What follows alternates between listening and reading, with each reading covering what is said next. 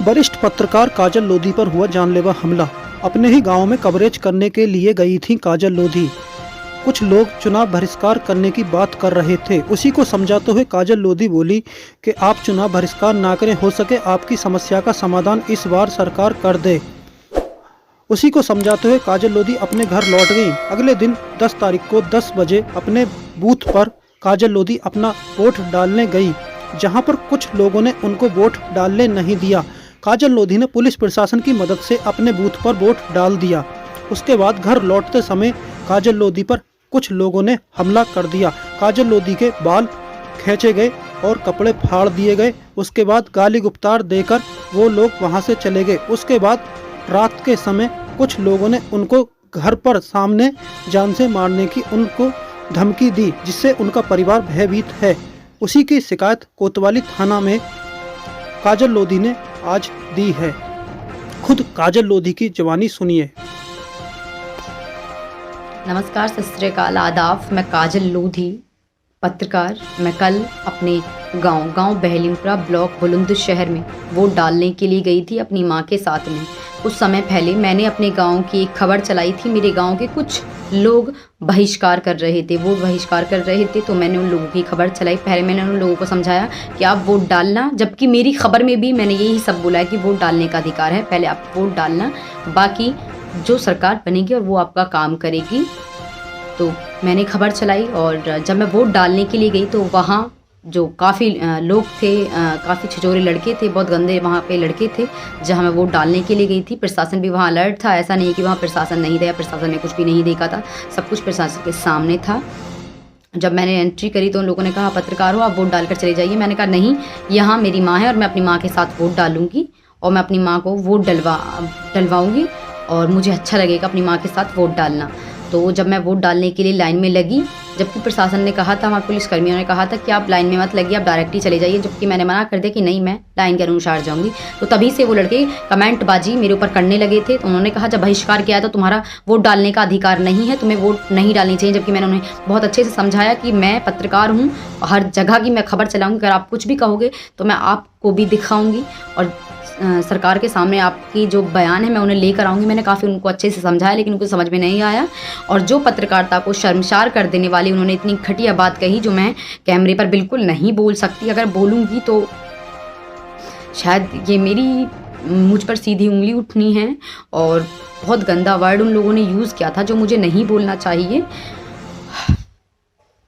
और तभी वहाँ जब मैं वोट डालकर आ गई, वहाँ प्रशासन ने शांत करा दिया। जब मैं वहाँ से वोट डालकर वापस आ रही थी तो मुझे रास्ते में काफ़ी लड़कों ने घेर लिया और दो तीन जगह मेरे गांव में वोटिंग चल रही थी।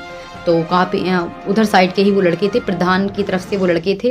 प्रधान जी का इसमें कोई रोल नहीं है, लेकिन उनके बेटे जो थे वो उन लड़कों को लेकर आए और जब उन लड़कों को मेरे ऊपर हावी कर दिया तो वो वहाँ से चले गए, जो कि वीडियो में भी है, पूरी तरह से वीडियो वायरल है। और काफ़ी बिल्कुल खुलेआम मुझे मारने की धमकी दी है, जो कि मैंने वीडियोज़ प्रशासन को भी सेंड कर दी है। मैं उन्हें वायरल नहीं करना चाहती क्योंकि यहाँ मेरी छवि को बहुत नुकसान होगा। मैं इसलिए उन वीडियोस को मैं अपने खुद वायरल नहीं करना चाहती। काफ़ी गांव के लोगों ने भी वीडियोस बनाई थी और वो वायरल भी हैं। उनमें आप खुद साफ तौर से देख सकते हो कि किस तरह से मुझे मारने की धमकी दी है। और वाकई में बिल्कुल उन लोगों का जो मुझे अभी भी वैसे खौफ है, डरना नहीं चाहिए, लेकिन हाँ मुझे अपने परिवार की तरफ से मुझे डर है कि हाँ मुझे और मेरे परिवार को जान की तरफ से मुझे डर है कि हाँ मुझे और मेरे परिवार को जान का ख़तरा है। और आप भी वो वीडियो को देखोगे, काफ़ी वायरल वो वीडियो है, मिनट की वहाँ वीडियो वायरल है, किस तरह से हमारे साथ बदतमीज़ी की, सब कुछ वायरल है,